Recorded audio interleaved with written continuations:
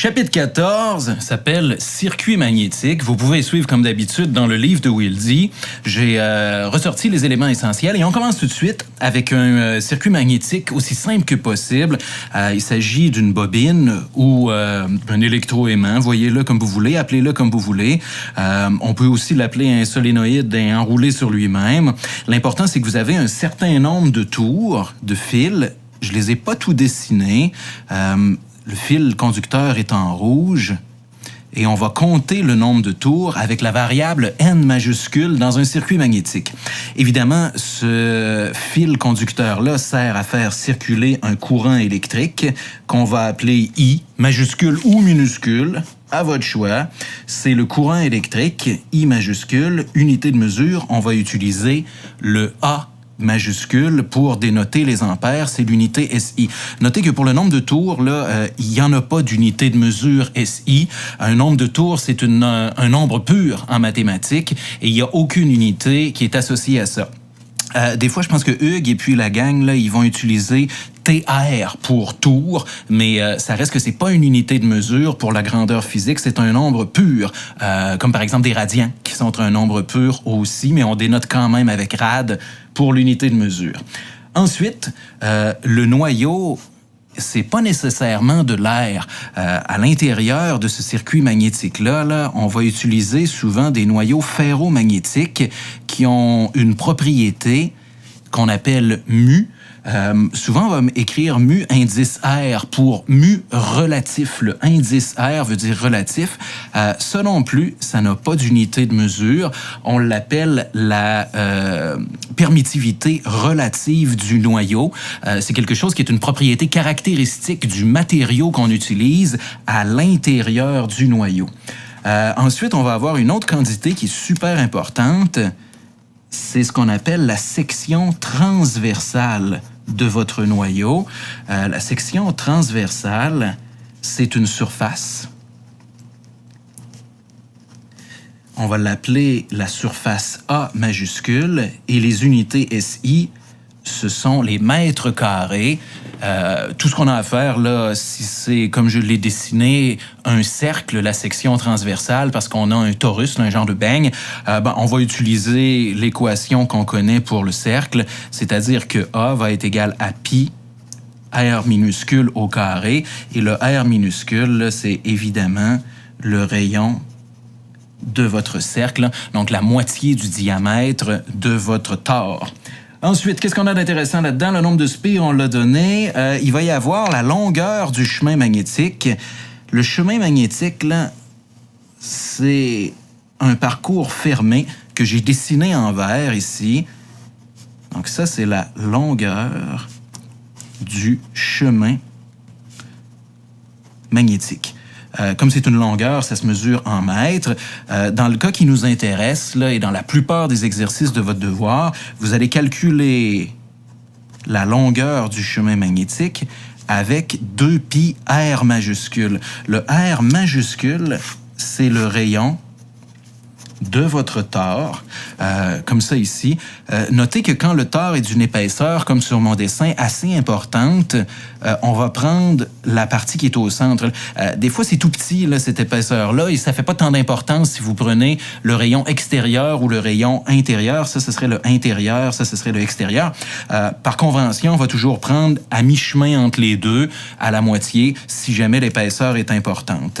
Donc, vous calculez ça avec ça ici. Elle, dans ce cas-ci, c'est une circonférence.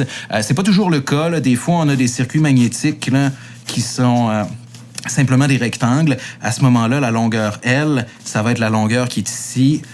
Dans un cas où vous auriez des lignes de flux magnétique là, qui sont dans la même direction que L. À noter que les lignes de flux magnétique, d'ailleurs, je suis rendu là, on va les dessiner, sont toujours dans la même direction que L. Donc, si jamais vous êtes dans un prisme rectangulaire comme ça, ou si vous êtes dans un tore comme celui que j'ai dessiné, c'est le même règlement. Les lignes de flux magnétique, regardez, je vais les faire ici. Hop là. En bleu, sont toujours dans le même sens que le chemin magnétique, dans la même direction. Ils ont toujours la même forme, sont parallèles. Donc en bleu, mon dessin s'en vient chargé, ce sont les lignes de flux magnétique. On a une variable pour le flux magnétique, c'est la variable phi. Comme ça, c'est une lettre grecque. Et les unités de mesure, ce sont des Weber ou des Weber. Peu importe comment tu le prononces, tu l'écris W majuscule, B minuscule. Alors voilà, ça fait le tour. Sauf une dernière chose, c'est vrai. Hugues voulait que je vous enseigne ça. Il me reste-tu de la place là-dessus? On va en trouver. Il y a une espèce de R là, avec une forme étrange comme ça, qu'on appelle la réluctance.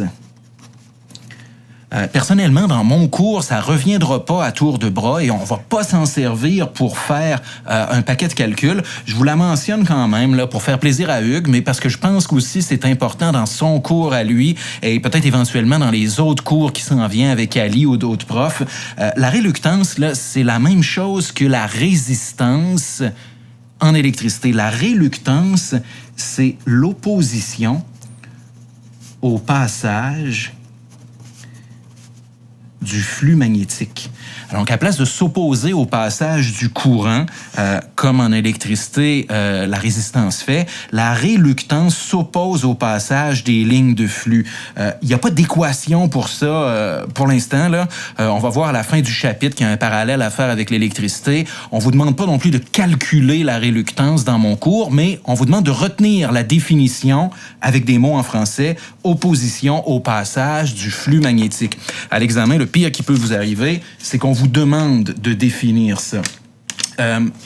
Regardez, avant de tourner, là, je ne l'ai pas fait, là, juste mettre des choses au clair. Là. La longueur du chemin magnétique, elle, est proportionnelle à la réluctance. Donc, si vous voulez avoir une grosse réluctance, vous pouvez augmenter la longueur du chemin magnétique. Quand le chemin magnétique est plus grand, c'est plus difficile pour les lignes de flux de circuler à travers le circuit magnétique. L'autre chose pour la réluctance, si la section transversale est grande, la réluctance va être petite. Donc, si vous voulez augmenter la réluctance, vous pouvez diminuer la section transversale. Hey, savez-vous quoi? Je vais vous les écrire parce que je me rends compte qu'il y en a plusieurs et que ça vaut peut-être la peine là, de les écrire. Regardez, je prends une feuille vierge et je les note rapidement. Là. Le premier, la réluctance est proportionnelle. Vous connaissez ce symbole-là, ça veut dire directement proportionnel à la longueur du chemin magnétique. Ça veut dire que plus le chemin magnétique, elle, est grand, plus la réluctance est grande. Deuxièmement, la section transversale A, elle est inversement proportionnelle à la réluctance. Donc, on va écrire 1 sur R. Ça veut dire inversement proportionnel ou proportionnel à l'inverse de la réluctance. Et finalement, le nombre de spires est inversement proportionnel aussi à la réluctance, comme ça ici. Ça veut dire que si vous avez un grand nombre de spires, vous avez une petite réluctance. OK, on s'est compris. Je reviens à mes feuilles préparées d'avance. Et voilà, tout est placé. On est rendu à la perméabilité magnétique. La perméabilité magnétique, c'est une propriété caractéristique des matériaux qu'on utilise pour construire les noyaux des circuits magnétiques. Je vous donne la définition ici, là, c'est la mesure de la propension d'un matériau à laisser passer les lignes de flux magnétique. Alors, l'équation qu'on utilise, là, je vous l'ai placée ici. Le symbole, c'est μR pour la perméabilité magnétique. Il n'y a pas d'unité, comme je l'ai dit sur la diapo précédente. Et on va aller calculer ça en mesurant le flux magnétique en Weber dans un matériau par rapport au flux magnétique en Weber aussi qu'on aurait eu dans l'air. C'est-à-dire que on va prendre un circuit magnétique avec un noyau en matériau ferromagnétique qui nous intéresse et on va mettre le circuit sous tension en faisant circuler un courant électrique et on va aller mesurer le flux magnétique, le nombre de lignes de champ à l'intérieur de notre circuit lorsque le matériau ferromagnétique est dans le noyau. Ensuite, on va enlever le matériau ferromagnétique, on va remettre le circuit sous tension avec le même courant électrique, le même nombre de spires, la même longueur de chemin magnétique, tout pareil, sauf que à la place d'avoir un noyau ferromagnétique, on va avoir du vide ou de l'air. on peut utiliser un ou l'autre parce que la perméabilité relative du vide et de l'air est essentiellement la même. À des décimales près, là, à des poussières près, c'est la même chose. Donc, on va utiliser soit air ou soit vide. Alors, on met ça sous tension, on refait une mesure du flux magnétique à vide et on divise bêtement le flux magnétique qu'on avait lorsque le noyau était là par le flux magnétique qu'on a dans le même circuit lorsque le noyau est absent. Et ça nous donne la perméabilité magnétique relative de notre matériau. Comme c'est un ratio de Weber divisé par Weber, évidemment, il n'y a pas d'unité de mesure parce que les ratios, comme les pourcentages, là, ce sont des nombres purs. 2 notes importantes. Mu-R, ce n'est pas constant. Ce n'est pas constant parce que ça dépend de la force magnétomotrice de votre circuit magnétique. Donc, c'est pas quelque chose qui est toujours la même patente, là. Comme la masse volumique, par exemple, ça, c'est constant là, pour un matériau. Ça a toujours la même masse volumique, là, à peu de choses près. Mais mu-R va changer de façon dramatique avec la force magnétomotrice de votre circuit et il faut le recalculer pour chacune des forces magnétomotrices. Je vous l'écris ici, là, mu-R change avec la force magnétomotrice, la FMM. Allez, voyons ça. Je vous ai fait un beau graphique. Oh, je suis en train de le cacher. Je replace mes feuilles toutes droites. Oh, et voilà, hein, on voit bien. Vous avez des graphiques comme ça dans le WILDI, là. Vous en avez plusieurs pour différents matériaux ferromagnétiques. Je vous ai résumé dans celui-là l'essentiel. C'est un graphique du flux magnétique, phi en Weber, en fonction de la FMM, la force magnétomotrice, en ampères tours ou en ampères tout court. Hein. Je vous rappelle que des tours, on n'est pas obligé de l'écrire. C'est pas une unité de grandeur physique. Et là, on voit que lorsqu'on a de l'air, on augmente la FMM. La FMM, on peut l'augmenter bêtement en faisant circuler plus de courant électrique dans notre circuit. Et si vous avez un noyau qui est fait avec du vide ou avec de l'air, ben, au fur et à mesure que vous augmentez la force magnétomotrice, le courant dans votre circuit magnétique, ben, vous allez avoir une augmentation linéaire et constante du flux magnétique. Par contre, si vous remplacez le noyau vide par un matériau ferromagnétique, la première chose qu'on remarque, c'est qu'on a dramatiquement plus de flux magnétique. Par exemple, là, pour une FMM ici donnée, on mesure Φ2 qui est relativement faible, et puis si on remplace le noyau par un matériau ferromagnétique, on mesure Φ1 qui est pas mal plus grand, genre 3 ou 4 fois plus grand, et on peut aller calculer mu-R, la permittivité magnétique relative de ce matériau ferromagnétique-là en particulier, en divisant Φ1 par Φ2. Mais on se rend compte que si on augmente la FMM, ce ratio-là va probablement changer parce que le matériau ferromagnétique, lui, a une courbe qui n'est pas linéaire. Donc, c'est quelque chose qui est une équation mathématique qu'on connaît pas.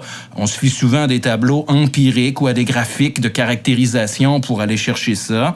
Et comme c'est pas linéaire, on va être obligé de recalculer notre permittivité magnétique relative en allant prendre une autre mesure à cette FFM-là du flux magnétique Φ3 dans le matériau, du flux magnétique Φ4 lorsqu'on est à vide, et ça donnera pas nécessairement la même chose, dépendamment de la FMM, parce que la plupart des matériaux ferromagnétiques ont une courbe non linéaire.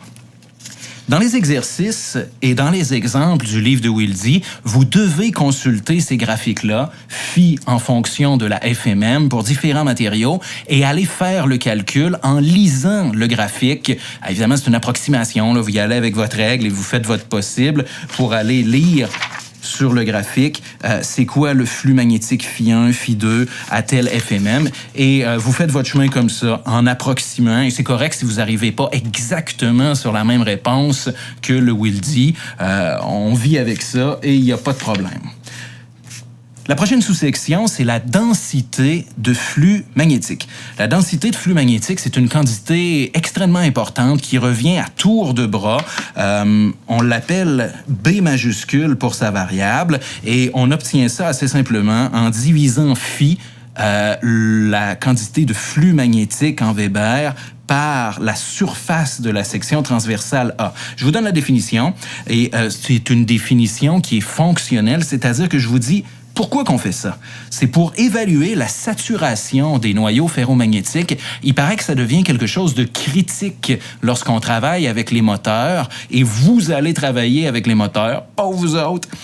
Donc, il faut évaluer la saturation des noyaux ferromagnétiques dans les moteurs, et on a besoin pour faire ça de calculer, c'est quelque chose qu'on fait avec notre calculatrice, la densité de flux magnétique dans les noyaux et aussi dans les entrefers. Les entrefers, c'est la partie où est-ce qu'on a là un vide entre deux morceaux de fer, la partie qui est ici. Généralement, c'est de l'air qui est dans un moteur entre les deux morceaux de fer, des deux aimants, et on va aller calculer la densité de flux magnétique là-dedans. On utilise la variable B majuscule pour la densité de flux magnétique. Les unités de mesure, vous les connaissez, ce sont des Tesla, T majuscule. Et évidemment, plus vous avez de Tesla, plus il y a une grande concentration de lignes de flux magnétique phi qui traversent une certaine surface A en mètres carrés. Donc, ça nous prend une mesure du flux magnétique à l'intérieur d'une surface. Et, tiens, regardez comment ça marche, là. Si vous avez des lignes de flux magnétique phi comme ça à l'intérieur d'un circuit magnétique, vous allez toujours chercher une surface A qui est perpendiculaire aux lignes de flux magnétique.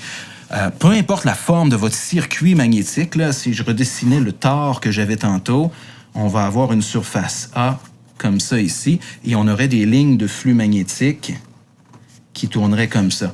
Vous voyez qu'on a encore un 90 degrés entre la surface et les lignes de flux magnétique. Donc ça, c'est pas quelque chose de spécial, là, c'est quelque chose qui arrive tout le temps, qui est 100% nécessaire. La surface A, elle est toujours perpendiculaire aux lignes de flux magnétique. Donc, si vous avez une figure géométrique en 3 dimensions qui est compliquée ou qui vous mélange, par exemple dans un transformateur, là, ça peut venir mélangeant de prendre une surface ou une autre, souvenez-vous, la surface A qui nous intéresse pour faire le calcul de la densité de flux, c'est toujours la surface perpendiculaire aux lignes de flux magnétique.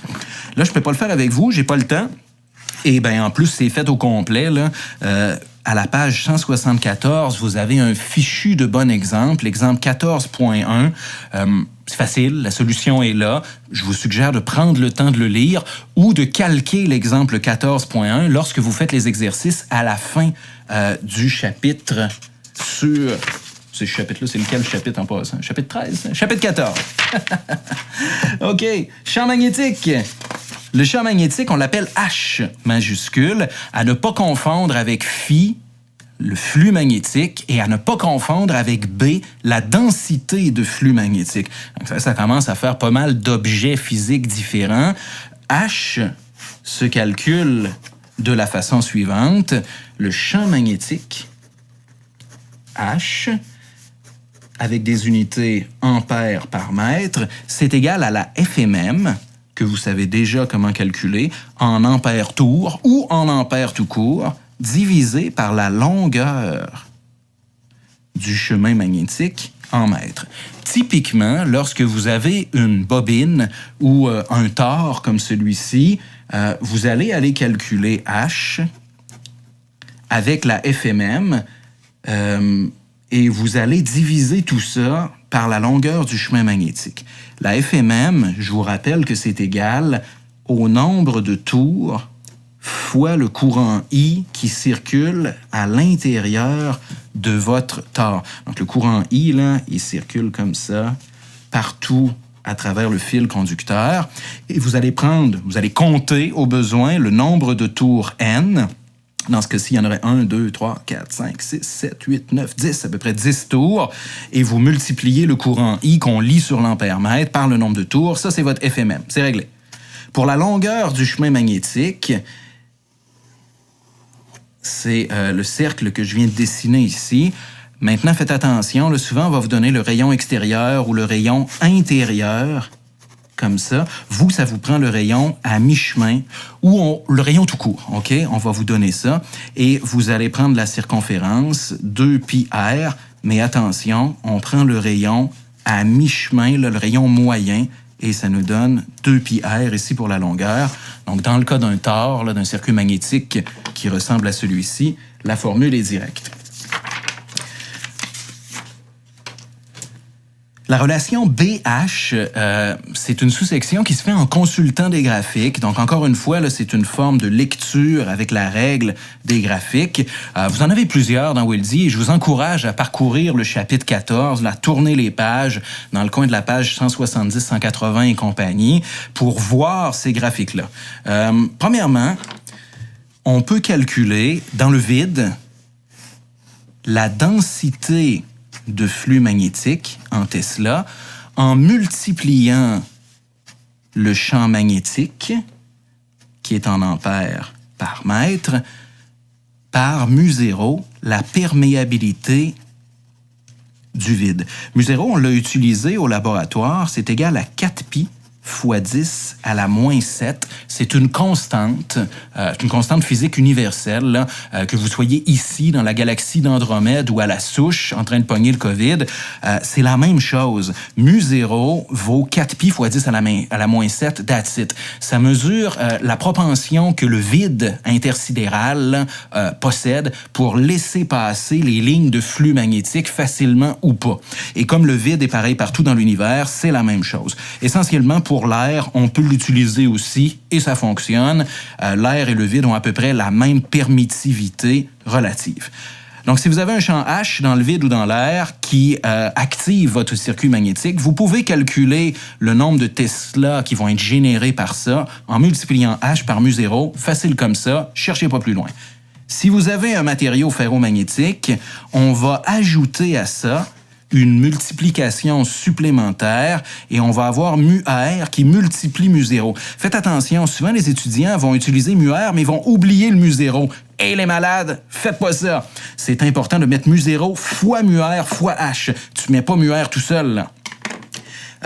Ça donne des graphiques. On peut porter différents matériaux qui possèdent différentes fonctions mu-R en graphique et on va avoir le champ H qui magnétise notre circuit, champ magnétique, et le B qui est la densité de flux magnétique qui est générée par ce champ-là, dépendamment des matériaux. Et là, vous allez remarquer différents comportements non linéaires. Pour le vide, on a une belle droite, là. Vous remarquez que mon graphique est coupé en bas, là, parce que il faut faire une coupure, là, parce que c'est trop long, là. On n'aurait pas pu continuer jusqu'en bas complètement. Le vide, lui, là, c'est la ligne noire qui est ici. C'est quelque chose qui est linéaire parce que mu0, c'est une constante. Peu importe la FMM, mu0 est toujours pareil. Par contre, attention, mu-R, c'est une variable et c'est une variable qui va bouger de façon différente pour différents matériaux. Regardez, je vous en ai fait 3 là. Matériau 1 en rouge, matériau 2 en vert et matériau 3 en bleu. En veux-tu les couleurs de l'arc-en-ciel? En voilà. Et vous voyez qu'on a des comportements non linéaires différents pour plusieurs matériaux. Ce qu'on peut faire, là, c'est aller voir pour une FMM en particulier. Tiens, regarde, là. Prends cette FMM-là. Excuse-moi, ce champ magnétique-là. Appelons-le H1, ici. Et pour le même H1, on va avoir différents B qui vont être générés. Regarde, on va avoir ce B0-là qui correspond au vide. On va avoir, je vais le faire en vert, le B2.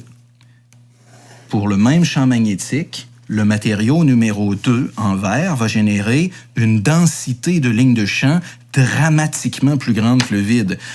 Même chose, là, on peut, pour le même champ, ça c'est B3, avoir un autre matériau qui est encore plus efficace, qui nous donne encore plus de rentabilité magnétique, si tu veux, et on voit que le matériau rouge, c'est encore mieux. Par contre, tu vois que toutes les lignes rouge, bleu, verte, noire vont converger avec des grands champs magnétiques vers la même chose. On appelle ça la saturation. C'est qu'à un moment donné, ça sert plus à rien d'augmenter ton champ magnétique, d'augmenter ton courant dans ton circuit magnétique en malade parce que ton noyau vient saturer et tous les matériaux, en bout de ligne, vont finir par se comporter exactement comme de l'air ou du vide. C'est le phénomène de saturation. Et rendu là, ben écoute, t'en as trop fait, là. T'es en train de perdre ton énergie à essayer d'augmenter et de créer des densités de flux magnétiques qui, au final, te donne rien de plus qu'un noyau vide.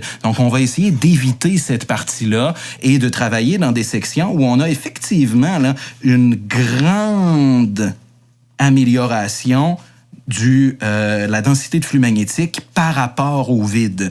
Vous avez compris le principe. Et encore une fois, je vous encourage fortement à feuilleter le Wildy pour voir ces graphiques-là. On a presque terminé. Je vous donne maintenant, à la demande de Hugues, toujours, qui est mon coach de vie pour la partie électromagnétique avec Wildy. Wildy me coach. Wildy, c'est mon guide spirituel et Hugues, c'est mon coach pour la partie magnétisme et électricité du cours de physique. J'ai fait une comparaison où est-ce qu'on a à gauche l'électricité et à droite le magnétisme. Je vous demande de suivre avec moi. Là, on peut faire une analogie. En fait, c'est pas une analogie, là, c'est vraiment un pour un. Là, qu'est-ce que le magnétisme et l'électricité fonctionnent à peu près de la même façon. Et vous voulez vous rendre compte que les circuits magnétiques et les circuits électriques que vous connaissez bien se comportent essentiellement de la même façon. Par exemple, le courant I en électricité, c'est la même chose que le flux magnétique phi en Weber dans un circuit magnétique. La tension E qui force le courant à circuler en électricité à travers une résistance, c'est la FMM, la force magnétomotrice à l'intérieur du circuit magnétique. La résistance R en électricité qui s'oppose au passage du courant électrique, c'est la réluctance. La réluctance R stylisée, dont je ne connais pas les unités de mesure. La résistivité, qui est la propriété caractéristique d'un matériau, à s'opposer au passage du courant en fonction de sa longueur en mètres, c'est 1 sur mu, comme ça ici, où est-ce que mu représente la perméabilité. Non, il n'y a pas de relatif. Mu, en passant, c'est mu 0 fois mu R. Tiens, il n'y a rien ici, il n'y a pas d'indice. La conductivité, c'est la perméabilité magnétique tout court. Et finalement, la loi d'Ohm, E égale RI, va s'écrire FMM est égal à réluctance fois le flux magnétique. Vous avez l'exemple 14.5 à faire à la page 179 ou à calquer lorsque vous faites les exercices et que vous êtes pris. Et en terminant, je me permets un LPT, un Life Pro Tip pour vous aider. En fait, c'est plus un exercice pro tip pour vous aider avec les exercices. On vous parle souvent d'entrefers. Les entrefers, là, vous pouvez fouiller dans le Wildy, vous en en retrouver partout dans les moteurs. Je vous l'ai déjà dit, mais je le répète, là, un entrefer, là, typiquement, c'est une partie comme ça, entre deux morceaux de métal. Les morceaux de métal, ce sont les parties noires qui sont ici, et l'entrefer, c'est la partie où va circuler du flux magnétique dans le vide ou dans l'air, entre ces deux morceaux de métal-là. Donc, dans les exercices sur les entrefers, la densité de flux magnétique dans l'entrefer est donnée par, comme d'habitude, B fois mu0 fois H. Et là, allez pas me mettre de perméabilité relative mu R en plus. Là. On est dans l'air. L'entrefer, c'est fait d'air. Donc, il n'est pas question d'aller placer mu R avec le mu0. C'est mu0 tout court. Et ensuite, comme le champ magnétique H est donné par la FMM sur la longueur, on a simplement à aller calculer notre FMM comme d'habitude. C'est I, le courant électrique qui circule dans votre circuit magnétique, fois A, ou... excusez, c'est pas fois A, c'est fois N, le nombre de tours, mais c'est que généralement, on va vous la donner. Vous n'aurez même pas à la calculer. C'est quelque chose qui va être donné. Vous la prenez, vous divisez par la longueur du chemin magnétique. Et la longueur du chemin magnétique dans l'entrefer, c'est juste la distance qui sépare les deux morceaux de métal. Donc, cherchez pas midi à 14 heures, là. Dans l'entrefer, la longueur L, c'est pas la circonférence d'un cercle ou, je le sais pas, moi, la section transversale d'un ovale ou n'importe quelle connerie que vous pourriez inventer, là. C'est clairement et simplement la distance qui sépare les deux morceaux de métal et that's it. Allez, je vous laisse là-dessus et on se reparle, j'espère, bientôt au laboratoire ou n'oubliez pas les période de disponibilité. Je suis super bien équipé pour répondre à vos questions pendant les dispos. Profitez-en, ça vaut la peine. Je peux faire des exercices avec vous. Allez, à la prochaine!